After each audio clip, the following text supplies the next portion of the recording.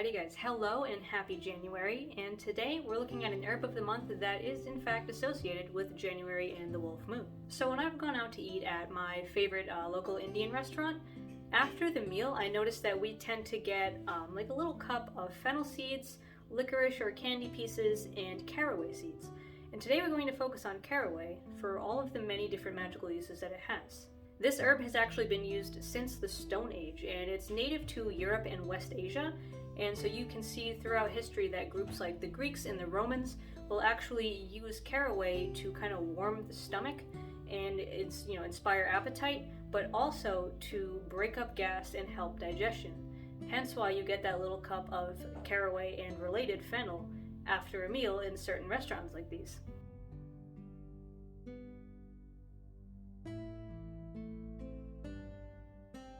In terms of culinary usage, that's kind of where it most often comes up, in foods that, might cause a lot of gas, like sauerkraut or cabbage in general. It's also a common topping for rye bread. You can see it a lot in cheeses. You can even see it in certain cakes. For instance, in Anne Franklin's The Hearth Witch's Kitchen Herbal, she notes how in England there used to be these Caddam cakes, which are actually made on November 25th on St. Catherine's feast day. You can also use it in curries or any kind of really vegetable-based things, like if you have like a vegetable soup, caraway is great for that. I know growing up when my mom would make things like, cabbage casserole or something that had a lot of cabbage in it, she would throw some caraway in there, and not only would it give it this nice like licoricey, like almost anise flavor, but it would also kind of help to break up, any kind of indigestion or gas that would come afterwards. In fact, one of the things you can do culinarily is actually something I like to do sometimes, where if I have like some leftover cabbage, I will fry up an onion, maybe some garlic and the cabbage itself, throw in a little bit of apple cider vinegar, salt and pepper, and some caraway seeds, and then also add maybe some sliced kielbasa or other kind of meat like that for a very satisfying, healthy, and filling dish. And this brings us right into actually the medicinal uses of the herb.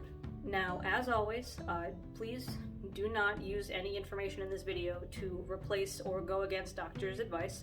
While herbal medicine is really cool and really helpful for those small day-to-day things, it should never replace actual doctor's advice or recommendations, and that is not what I'm trying to tell you to do here.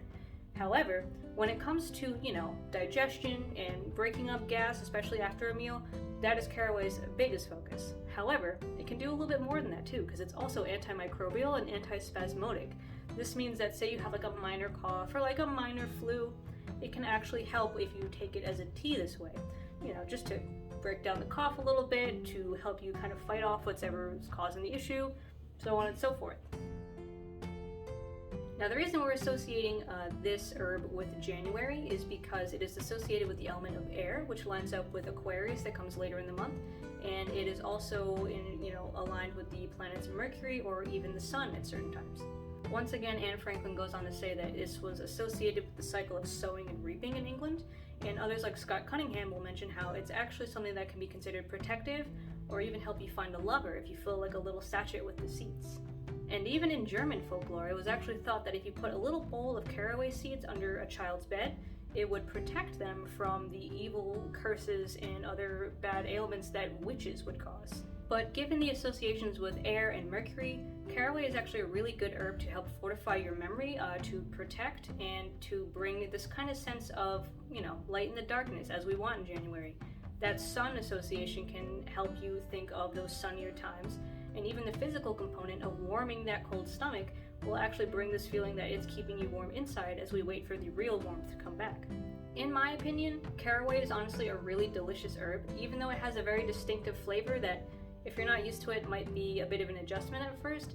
I still think that it's a really good kitchen staple to have, especially for meals that, have a lot of gas-inducing foods like cabbage. Things like this, and, cheeses and breads like rye breads and all that, they all really benefit from the touch that caraway has, and when you know these associations of attracting love, fortifying memory, protecting, you can do a lot with that with anything that you make out of it. So with all that said, I hope this is a helpful introduction to the herb of caraway, and that you can use this information going forward to plan all kinds of really cool spell recipes. Next week we're going to be talking about consecrated kitchen tools, so definitely hang tight for that one, and I will see you guys around. See ya!